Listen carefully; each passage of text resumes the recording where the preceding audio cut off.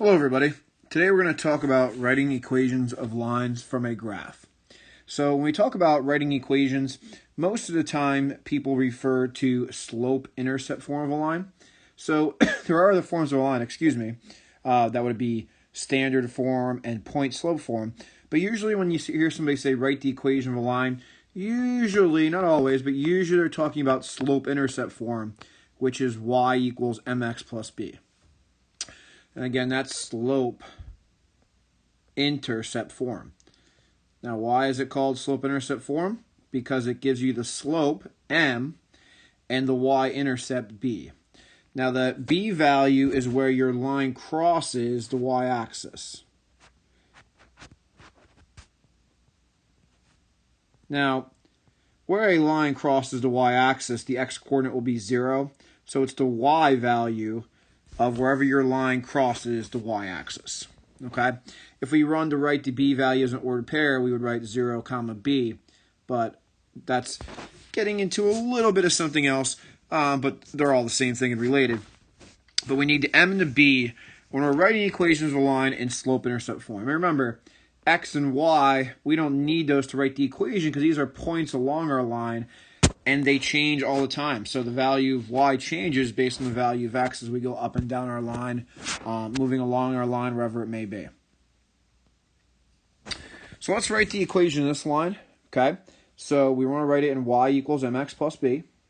So remember, we need two things. We need the slope and we need the y-intercept. So first I'm going to look to see where this line crosses the y-axis. Looks like it crosses right there. And if it's very clear and distinct, now again, my lines aren't perfectly straight, but assume that's a perfectly straight line, and assume all these lines are perfectly straight. But it looks like it crossed the y-axis at -2 or 0, comma -2 as an ordered pair. So remember, we only need the y value for the b, so therefore the b value is -2. Well, now we need the slope. Two ways we could find the slope. We could write down the points and use the slope formula, or we can use the change in y over the change in x. And since I'm given the graph, I'm going to actually do the change in y over the change in x. So I'm going to make a right triangle connecting 2 points. And my change in y is here. My change in x is here. The change in y always goes up and down. The change in x always goes left to right. So the change in y is 3 here. Don't worry about sign right now. The change in x is 1. And since our line increases from left to right, and if you don't know what I'm talking about, please view the previous lesson on finding the slope of a line given the graph. But because our line increases or goes up from left to right, we know that slope is positive. So we know our final answer is positive, so we just put 3 over 1 for our slope, change in y over change in x, remember. So 3 over 1, which is positive 3. So therefore our final equation, and I should use green for that, but that's okay, y equals 3x minus 2. So again, we need to find the slope and the y-intercept given any graph. Let's look at another one. So we have this equation here, or this line here, graphed, and we're going to write the equation of it. So I like to do the b first because it's really easy. Now again, assume that's a perfectly straight line, and this point right here, it passes perfectly through the center of that point. So the b value here is 0 because it passes through 0, 0 there, crosses the y-axis and the x-axis, as a matter of fact, at 0, 0, but it crosses the y-axis at 0, 0, so our b value is 0. So in this particular case, we actually don't need to write it down. I'm going to put plus 0 just for right now, and just so you know what it is, but for our final answer, we won't write that plus 0 because adding 0 to something doesn't change the value of it. But now I'm going to find the slope using our triangle. So I'm going to make a right triangle. Again, assume this line is perfectly straight. There's 5 units between these 2 points for y. So we have 5 here. That's our change in y. Over here is 1 unit. It won't always be 1 unit, it's just for these 2 examples. So the change in y is 5. Change in x is 1. So we divide our change in y over our change in x for our slope. Always it's change in y divided by change in x.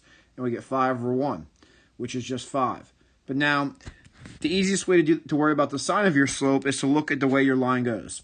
This line falls from left to right, so we know the slope is negative. So our final answer for the slope is -5.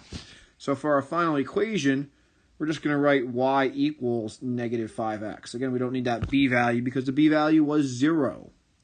All right, and 0 added to something doesn't change the value of it.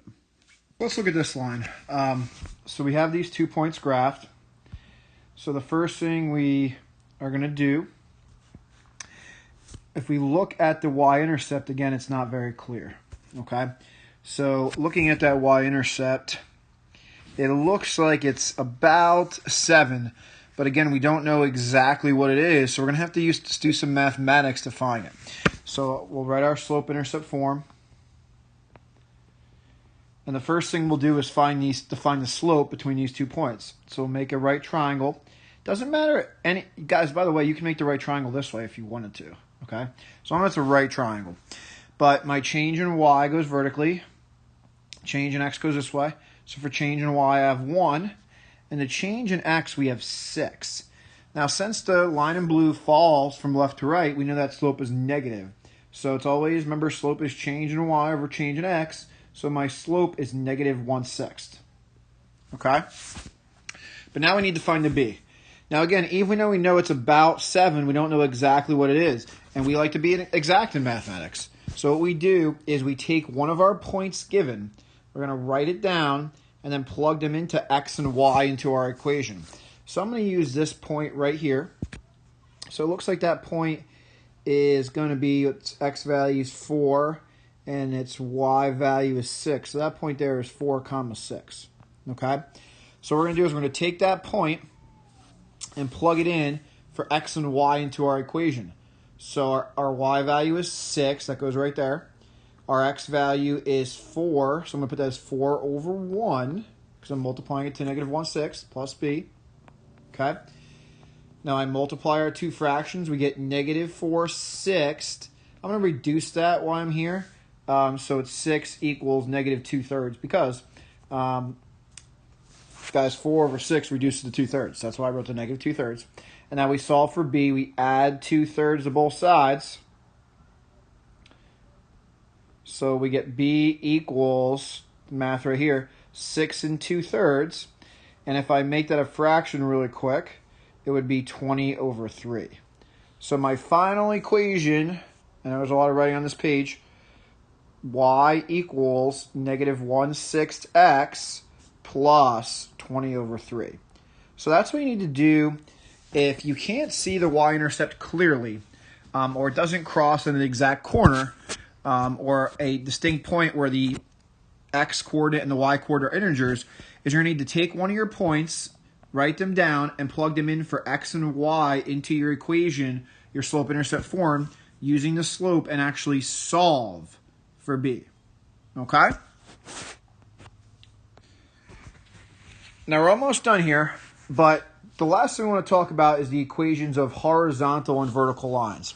This is something that's really, really easy, but you have to study it. Okay? So vertical lines are always x equals a number. Always and forever. Okay? Now the slope of any vertical line is undefined, but that's not what we're talking about right now. The equation of the line is x equals the value it's at. So for example, let's say put a line right here. And that's the vertical line we have. Well, where does that line cross the x-axis? It crosses it at 4. So my equation is x equals 4. If I make another vertical line, let's say right here, well, the equation of that line would be x equals -1. Okay? So vertical lines, the equation of any vertical line is always x equals the value. And the reason why it's that is because for both these lines, the y values are always changing, but the x value remains the same. Okay? So it's x equals a number. Now conversely, the opposite is true. Horizontal lines are always y equals the number that they're at for y, or the value that they're at for y. So for example, let's say I put a vertical line down here. Now I just put that point there just to help me graph it. That doesn't mean anything, okay? There's actually infinite number of points along this line. There's infinitely many.